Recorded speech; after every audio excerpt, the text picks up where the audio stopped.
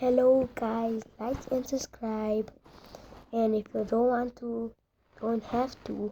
But today you're gonna react to FNAF SFM Spring Lock Failure.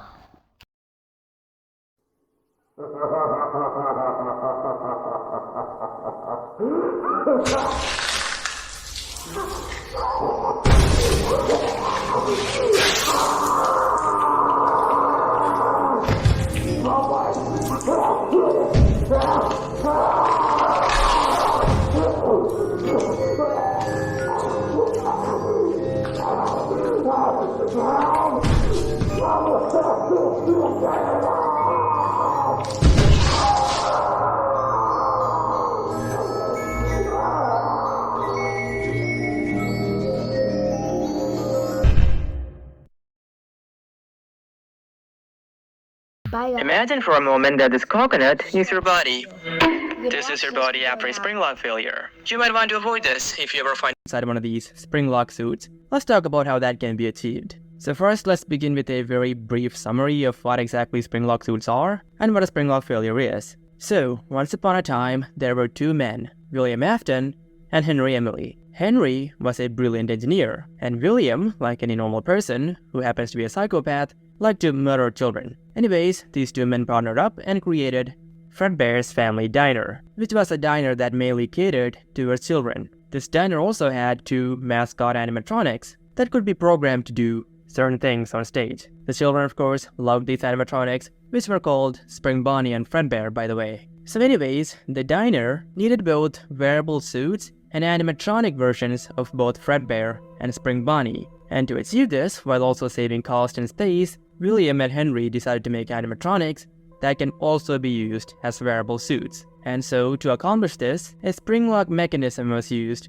which allowed Spring Bonnie and Fredbear to be used as both independent animatronics and also as wearable suits. And as for how one can use the spring lock mechanism to make the animatronic go from animatronic to wearable suit mode, well, to do that, the spring locks inside the suits had to be wound up, so that the animatronic section of the suit would move to the sides, thereby creating just enough space for a person to get into one of these animatronics and to use them as a costume basically. So that's all great and everything, but the problem comes from the fact that when these springs are wound up to convert these animatronics into suits, the springs were placed under extreme tension. So much so that if one of these springs were to get loose, they'd come off with enough force to tear through skin and bone, which is what most people are made of. So essentially the cost of this cost-saving strategy often came at the cost of human lives. But anyways, now let's talk about how one could save themselves if they ever get caught in a spring lock situation. So there are some training tips available on how to properly use one of these spring lock suits,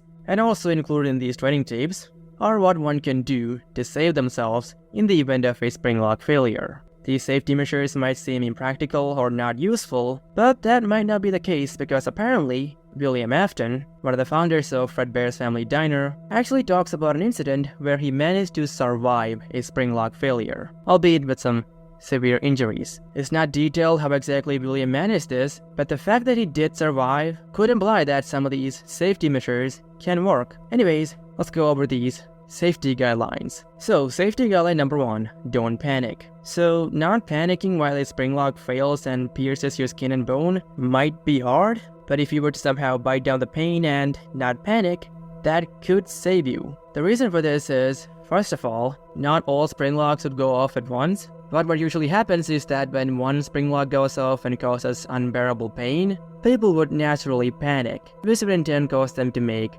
frantic, sudden movement, which is a problem because one of the causes of a spring lock failure is frantic, sudden movements. So if one manages to not panic and avoid such erratic movements, they'll prevent more spring locks from going off. Safety guideline number 2.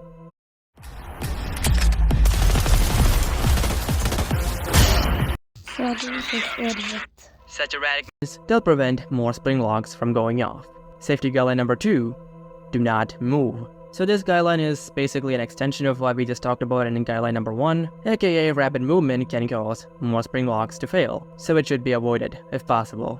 Safety guideline number 3, call for help.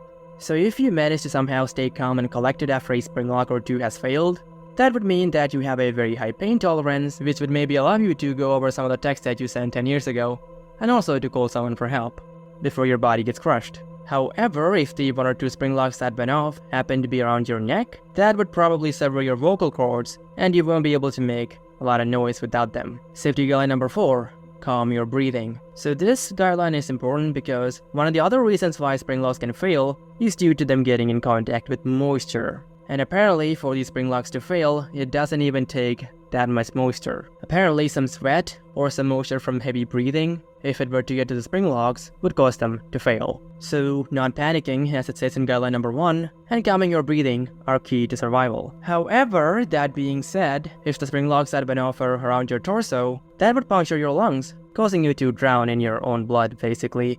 But on the bright side, that would allow you to control your breathing, involuntarily of course. Safety guideline number 5. Have a coworker wind up the springs. So if you somehow manage to follow all previous guidelines, you could call someone for help, and they could wind up the springs that came loose, saving you. Let's just hope that while doing this, this coworker doesn't lose their grip on the hand crank tool that is used to wind up the springs, because if that happens, the spring locks would again come crashing down on you, which would be unpleasant. And finally, safety guideline number 6. Carefully remove the suit. Now if all previous guidelines were followed, you'll be able to remove the suit and get some medical care. But bear in mind that the cost of this medical care might be deducted from your salary, and that's because Fazbear Entertainment doesn't really put that much of a priority on employee safety.